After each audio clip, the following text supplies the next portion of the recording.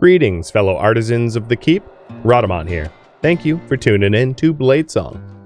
Episode 6, Paying Off a Good Man's Debts. Alright, we are inspired for extra XP and diplomacy, but exhausted. Let's take a fancy contract.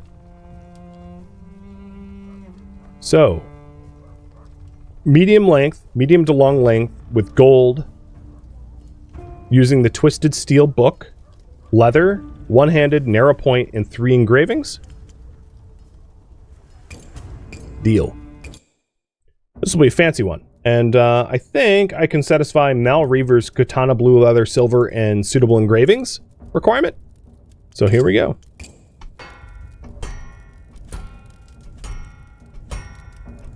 A engraved blue katana we go.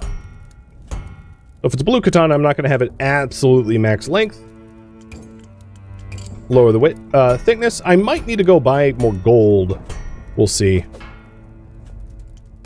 Let's give it a curvature for almost the entire length of the blade. The other way. Just a slight curve. That'll work.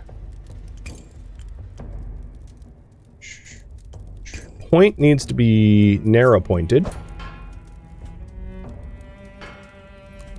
Let's do...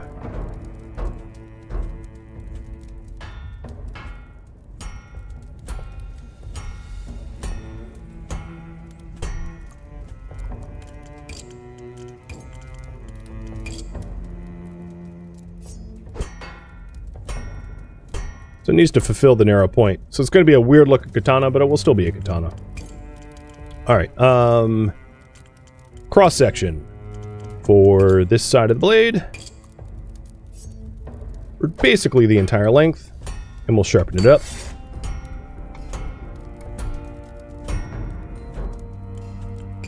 And round it out a little bit. Now there's no real requirements here other than blading materials, so it's mostly like ornamental.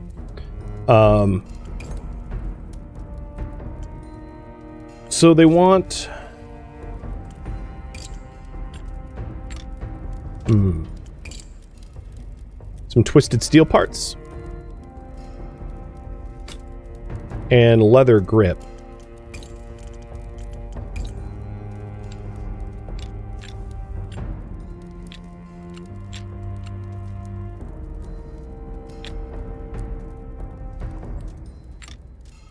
Let's have it be oval. What I'm trying to do is have it not overhang the grip. So maybe I'll do a different grip so it can accept a better... So it looks better. There we go. Now, this will be more attractive, I think. The mild taper.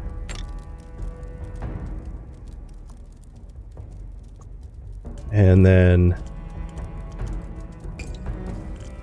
We already have the twisted steel requirement fulfilled, so I'm going to do the ring pommel. Actually, no, let's... Oh, I don't even have enough resources for that. Well, it's not going to be made of steel, so I guess it's fine. Okay, it needs some gold material. It needs at least 2 gold. So if we make what we have here gold, that is almost 2. So if I add a little bit of extra stuff to this, it will have enough gold to meet the requirements. Now, Reaver, you did ask for silver. So maybe we could do...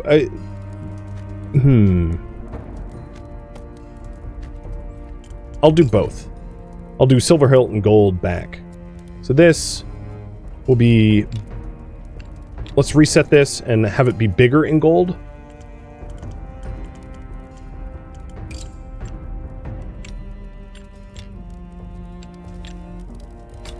Or, you know what we could do instead? Is have separate pieces.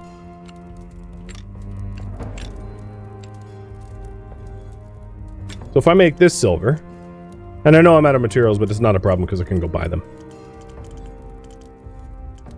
So this, where is the silver? Here it is. Precious metals, silver, and nice and polished. So there's the silver you requested. And then the hilt will be gold, which means it's like strictly ornamental, but that's fine. So we need to add a lot of gold to the hilt in order for it to meet its requirements.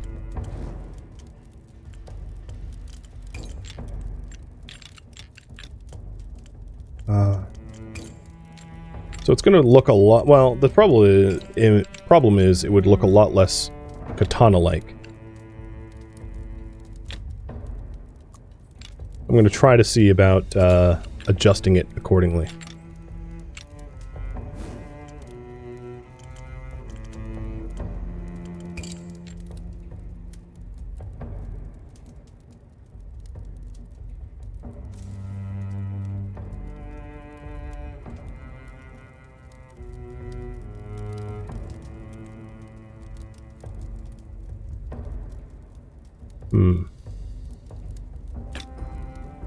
If I can center that, it would look like a blade guard.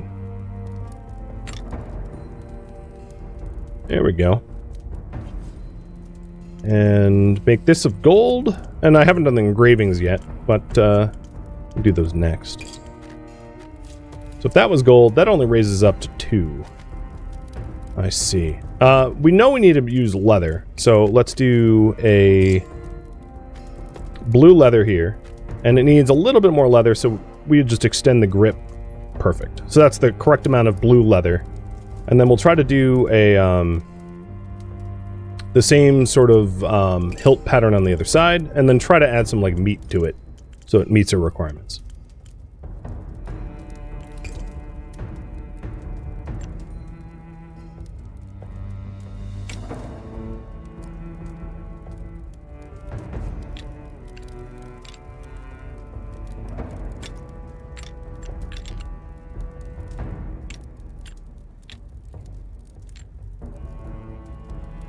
Trying to match what the customer asks for with what we have is like a bit of a challenge, I guess. It's a fun challenge. Maybe there's some other piece here to make it look... Because it's a katana, but we can make it look more ornamental. The problem is we need to add a lot more gold to it. So maybe there's another way to add a lot more heft. I mean, there's the Gladius block. I mean, that would be a ton of gold. Actually, that wouldn't be terrible look for the katana if I shrink it down and scale it a bit better. And if we make that a gold, it will be a huge heft of gold, but it won't necessarily look ridiculous. So let's grab the gold, add a whole bunch of silver. And then this is a... That's like too much gold, but I know I'm missing the twisted steel. So, is there a way to scale this back? This just might be too much. Yeah, it's just too much. Okay. That's, I think, probably the right idea, though, is like a hilt that has a lot of heft to it.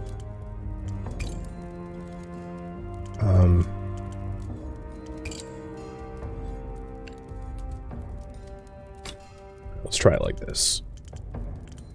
So this is made of gold. Oh, come on. Gold there. So this is 2.4 worth of gold. So scale that down a little bit to be just enough gold to meet the requirements. There we go. That's exactly 2. So I'll make it narrower because that's more like katana-like, and then scale it up a little bit more. Just so it meets... Oh, you know what? Maybe I'll make it smaller and then add adornments to it. Because the other thing I could do is I could add golden engravements. So like if I made this gold and then added some other gold flair to it, I think that will also meet our requirements. So I'm at 1. It might be hard to get where I want to be, but this cross section will raise up just beyond the engravement. There we go.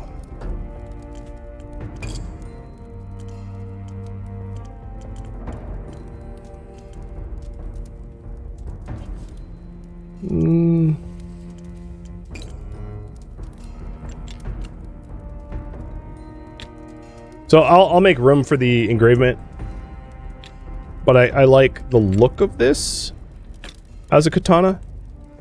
If we make this of gold, I think it will be 1.5. Yeah, this is, I think, the right concept for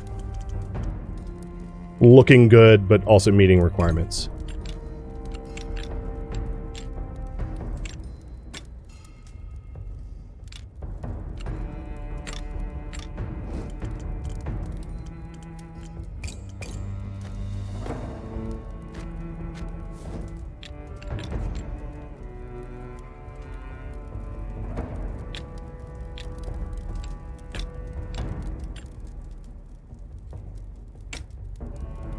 There we go.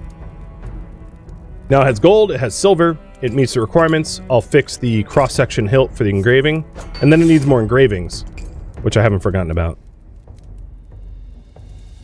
Let's put that there.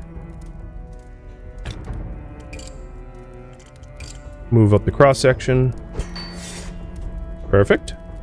Definitely a katana looking thing. Definitely hitting all the requirements, so we'll add a little bit more engraving and then call it good.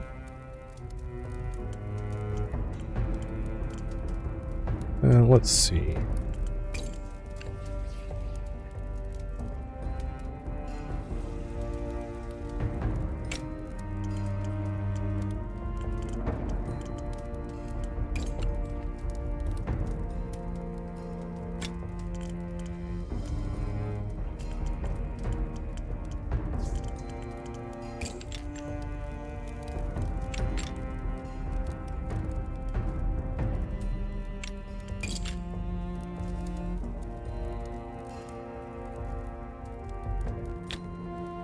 Okay. Mal Reaver, I think your katana is complete. Now all I need to do is buy a little silver and gold to be able to complete this. So what we can do is we can hit leave. I'm going to call this the Mal's Reaver. And we need 1 more unit of gold and 3 units of silver for this to be done. So let's go first to the scrap peddler. Well, yeah. 1, 2, 3, and 1. Thank you, scrap peddler. And then back to the forge. And now we have all the materials required to meet this blade's requirement. And I must say, I like it. Now, you didn't specify whether you wanted it exported to STL or not. Oh, you know what? I'm not quite done. So back to the blade mode. Let's add another cross-section for the back of the blade, right? Because the back of the blade is doing nothing for us right now. Yeah. Let's have a slight taper.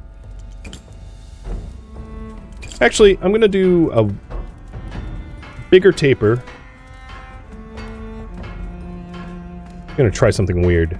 I can always undo it, right? And then raise the edge thickness. There we go. So I gave it a little bit of dimensionality here. I like it. So here is the cross-section of the blade. Oh, the cross-section of the blade looks a little weird towards the end there. So let's get rid of this cross-section.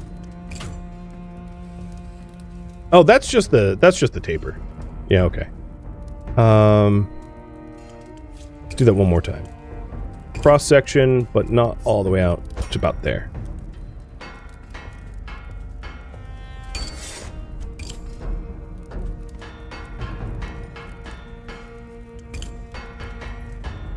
Okay.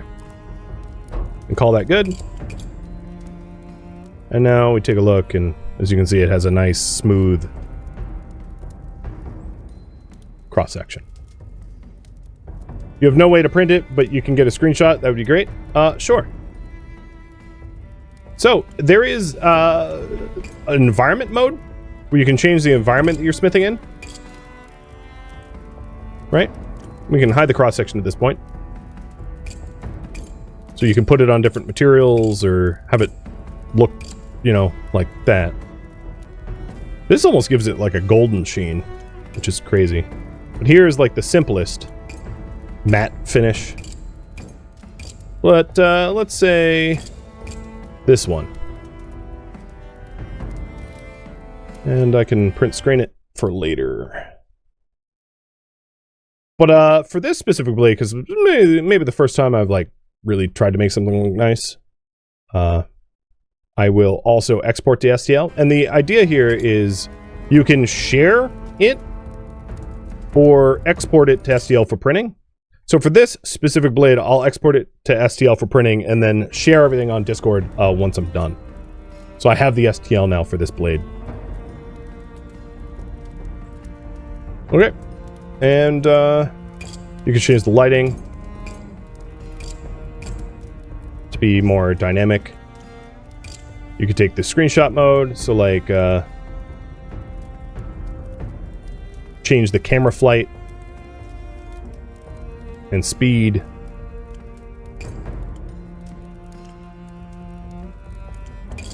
Alright, and now let's offer it up. Ooh. It was for a fiance. I didn't see that. Good luck to both of you. And here we are. Mal's Reaver.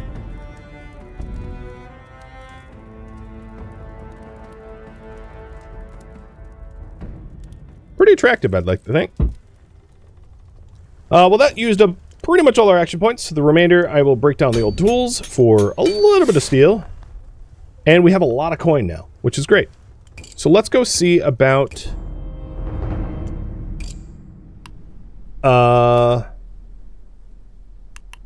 let's see if we can talk to the tannery owner again.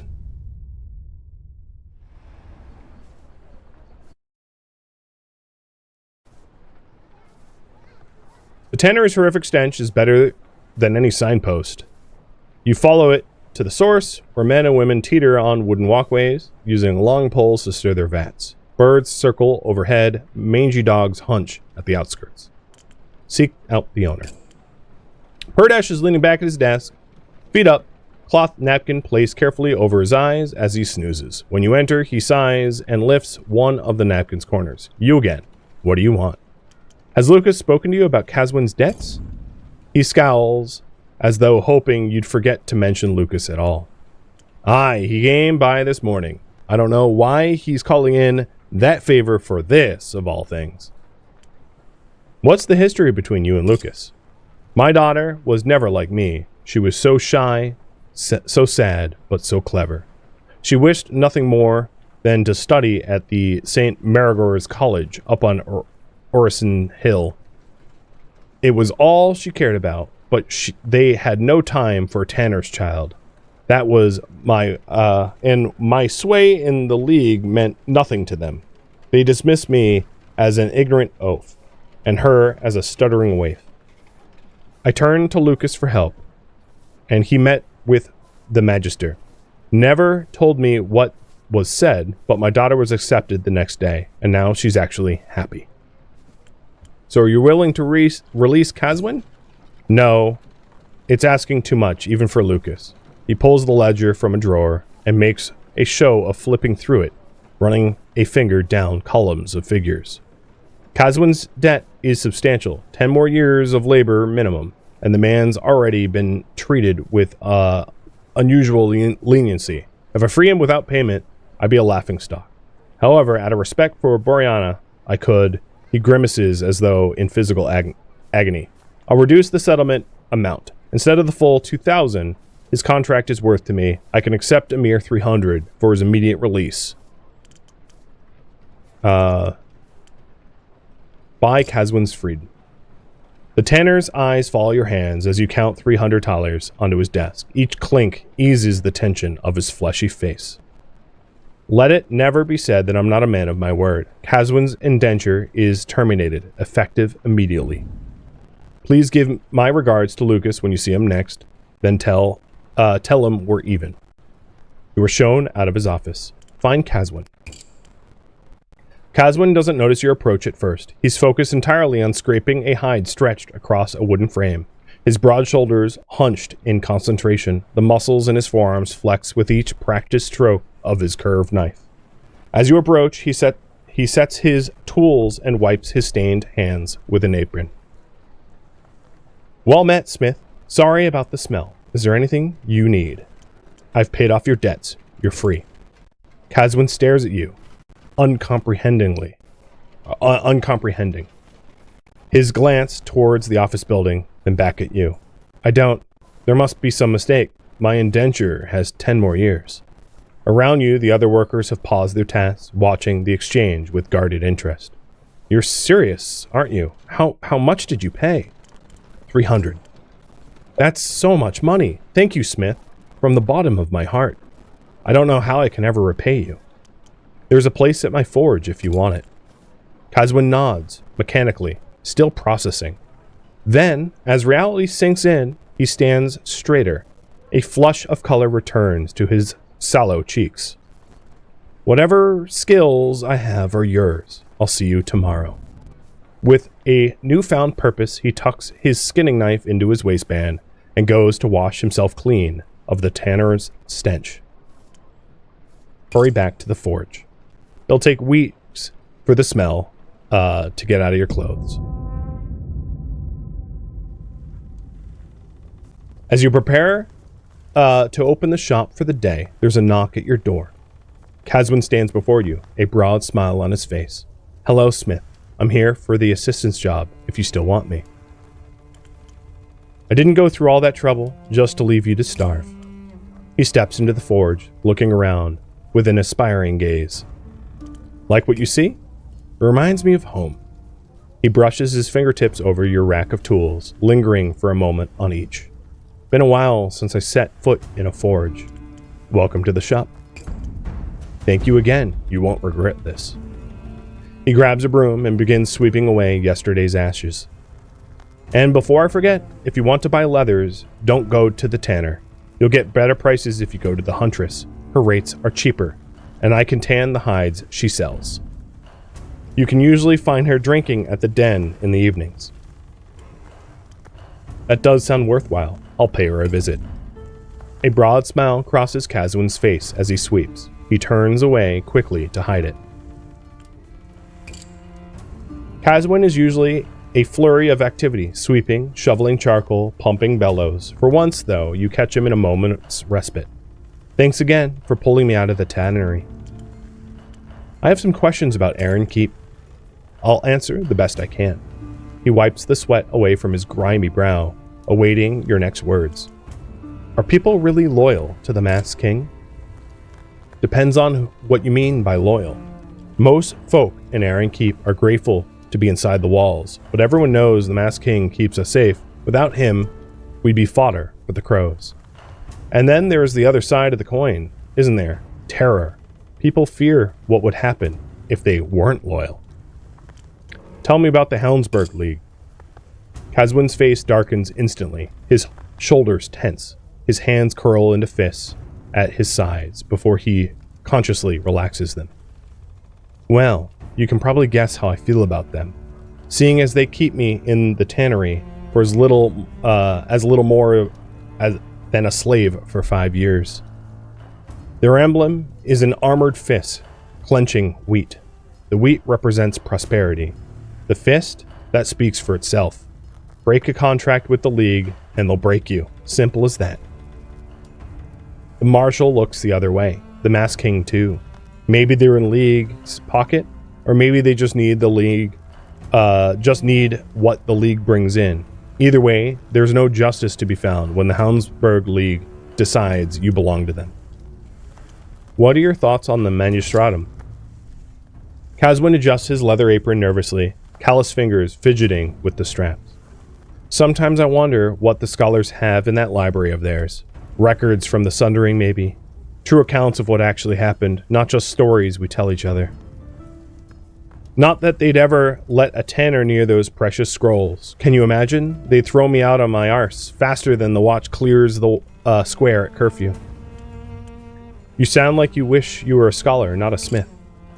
Don't get me wrong, I'm very grateful to be here in the forge. I'm doing what my father did, and what his father before him, and what my brother never got the chance to do. This is 1,000 times better than the tannery. Still, to sit among, to just sit among all that knowledge, I can scarcely imagine what an honor it would be. What do you know about the Marshal? He's the Masked King's right hand. He commands the city watch and oversees law and justice in the city. The Masked King doesn't just give speeches. The marshal makes up for that. He gives a lot of speeches. Whenever there's a parade, he's the one on the podium declaring some new law or tax, always for the good of our own good, of course. He takes a sip of tea, his burly shoulders rising and falling in a quiet sigh. Let's get back to work. So we have 2 requests from crows. Let's take a crow quest. Nothing fancy. So, it's a one-handed narrow blade straight blade. Leather, heavy hand, mobility is the concern, with weight, balance, and blade length all taken into consideration. It's possible, Bryzit, I'll be able to make your requested blade. Or Undead Clowns, I'm not sure which.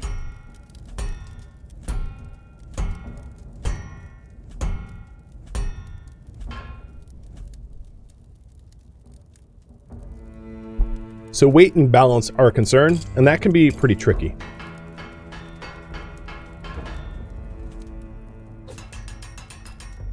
So I'm going to add the weight, and we're going to bring the weight to the sort of minimum, knowing that the hilt and everything else... Actually, I'm going to bring it up a little bit more, because I know I'm going to be tapering things. Now, the heavy hand stuff is like Gladius, Rapier Cup, or Zweihander Tendrils. Now, this is a one-hander, so maybe Rapier Cup makes the most sense? Given the, given everything. And it needs an arrow point, one-handed, and leather material. So, leather material... Oh, you know, there's other heavy hand choices here. Let's do... the least weight. Only because mobility is really the only concern, and like I don't want to spend a lot of material making this thing.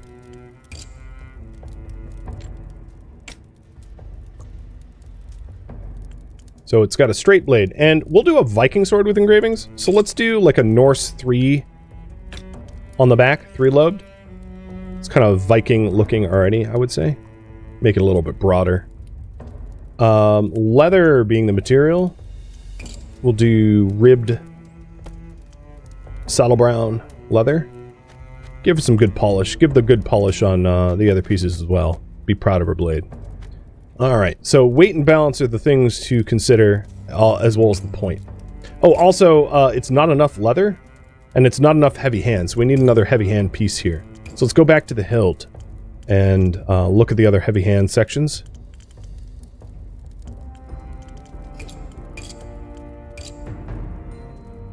So maybe what I could do is put in 2 hilts that look like they work together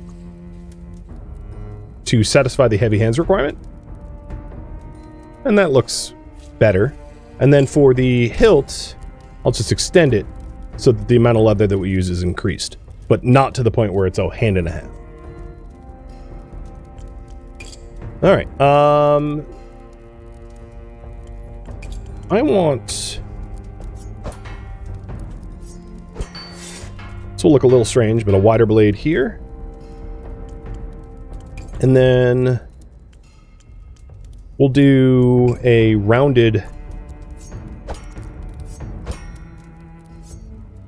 narrow point. Okay. Rounded in the middle here to make it sort of Viking looking. Perfect. Give it cross sections on both sides from here up. And open up the cross section overlay.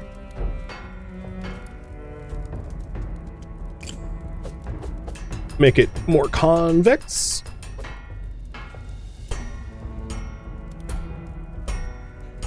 And then the big concern here is going to be like the weight and everything. So we're going to have to mess with points and tapers in order to get what we're looking to achieve. So the balance is all wrong. It needs to be heavier in the back, and then the weight is a little bit high. So for the high weight, we can reduce the width that we already have. And now the weight is correct. Now for balance is probably best achieved by adding taper. So I'm going to do taper width, and I'm going to do taper width from here up. Oh no, I didn't mean width. I meant taper thickness. To lower the weight and to taper it towards the front. And then for balance, probably the way to go is to add something heavy on the back, on the pommel. Because as you can see, the balance starts to pull in as this increases in weight. Now the other thing is we don't want it to look completely ridiculous. So I'm gonna have to figure out how to add balance to this without it looking absurd. So I can increase the size of these for some pulling weight in the back. And then for the blade's length, hold in a little bit, which will lower the center of balance and the weight.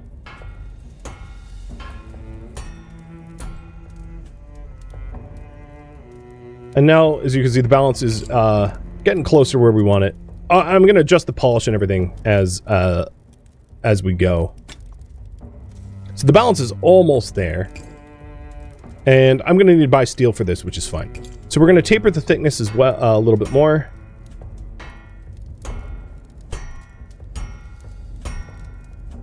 And then I'm going to do a tapered width, but only towards the front of just a tiny bit. And then it's a little bit too heavy in the hilt, so I'm going to reduce the size of, of the pommel to be as small as possible. And there we go. This hits all the marks. And I will say this looks quite Viking blade. Now it is missing engravings that were requested, so let's polish this thing up and then add the required engravings. All right, so as far as engravings go, it's a Nordic blade, so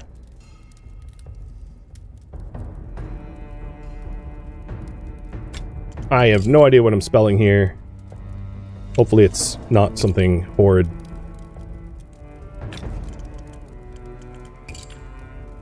Maybe I'll have it symmetrical. Here we go. Eventually you can do like colored engravings and different materials for the engravings. That's unlocked later on.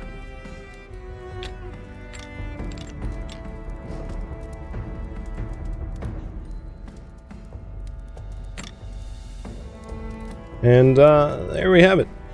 And you wanted it to be Kiris Klinga? Perfect. I like it. Let's change the toggled environment back to like the standard.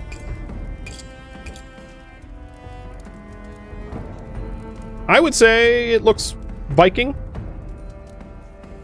It really tapers a lot, but you know, it meets the requirements. Perfect. And I'll export this one to STL as well. So we'll have more than one STL available. Offering it up. Ready to wreak some terrible havoc with this. Oh boy. And this was a Crown's blade, but I didn't give it black leather. Oh well.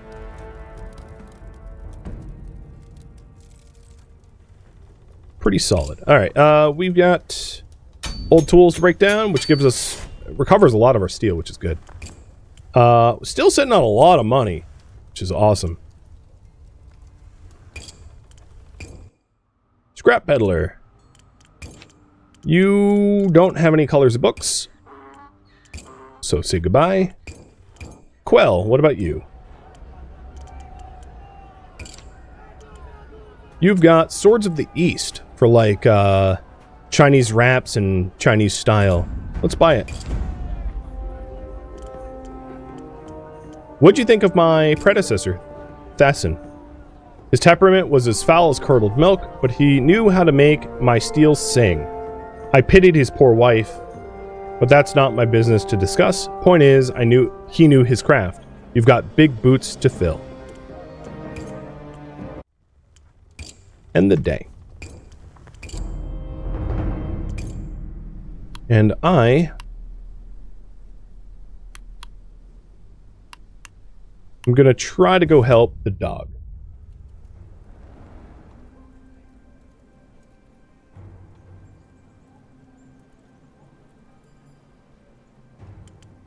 I'll seek out Chev first. I'm going to offer some food. And then seek out the dog. Take Cholo back to the forge. You stretch out your hand and Cholo licks it solemnly. He looks up at you with big brown eyes, and you can see the trust is there. He trots at your heels and you make your way back to the forge. For the first time since his master died, his tail starts to wag.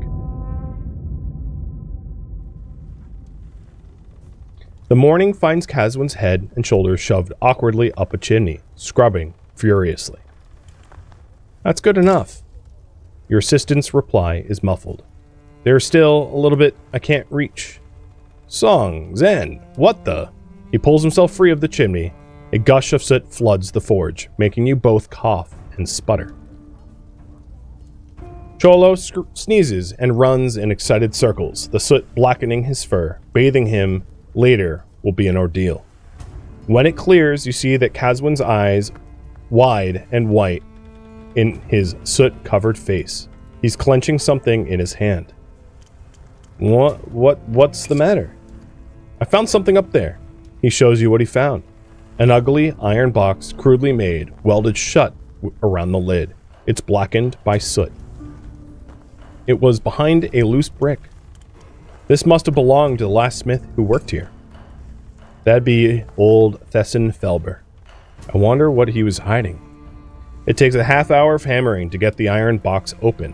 When it finally cracks open, a blackened journal drops out with a thump. Examine the book. As you flip through it, it becomes clear what this is. Thesson Felber's diary. Read it methodically. He was a practical man. Most of the days were merely lists of transactions. He seems to have used this as both a ledger and journal. Occasionally he will make a note of the weather or an argument with his wife. At some point, he starts making a note of the difficult commission. He refuses to write down the name of the client or go into detail on the requirements, other than it was a sword of great complexity. His struggles with this commission take up more page space with every passing week. Towards the end of the diary, Thesson starts writing about his marital troubles. Apparently, he and his wife, Alice, had been struggling to conceive for many years. In desperation, Thesson went to the orphanage, looking to adopt. He immediately took a shine to a boy named Merrill. But by the time he came back, Merrill had vanished, and the matrons were evasive about what happened to him. The last pages of the diary descend into frantic scribblings, and furious Thesson becomes obsessed with finding out what happened to Merrill. His blacksmithing falls by the wayside. His progress on the great project stops completely. His final entry is written in barely legible script. Corruption at the highest level, he writes. I held him. He told me about his nightmares. He trusted me, and now he's gone. I will find him. I will know the truth. Close the book. What does it say? Before he vanished, Thesson investigated the disappearance of an orphan named Merrill. Apparently, orphans sometimes just go missing from the orphanage. Perhaps he found what he was looking for, and it didn't go well for him. Why would Thesson hide his diary in a sealed box? To me, it seems like he was trying to ensure that only fellow blacksmith would find it. I'm not sure who he was trying to hide it from. Do you think Thesson found who was taking the orphans? Sounds like he discovered something dangerous. I'll look into this later. For now, let's get back to work. Be careful. You don't want to share Thesson's fate. And now we can go to the orphanage. Cholo's life in the camp left him covered in filth and fleas. His ribs jutting through his fur, spots of mange on his flank. but he pants and whips his tail with enthusiasm as you approach. Give him a bath. He isn't familiar with the concept of baths. Once you've scrubbed him down with soap and upended the first bucket over his head, he discovers he doesn't like it. He runs off yelping, apparently having decided that you intend to drown him. You chase him around the workshop for an hour before the last of the suds have been rinsed off. Afterwards, though, Cholo looks like a new dog. His fur is glossy and shining, and the flea infestation has mostly combed out. He glares at you resentfully for the rest of the day.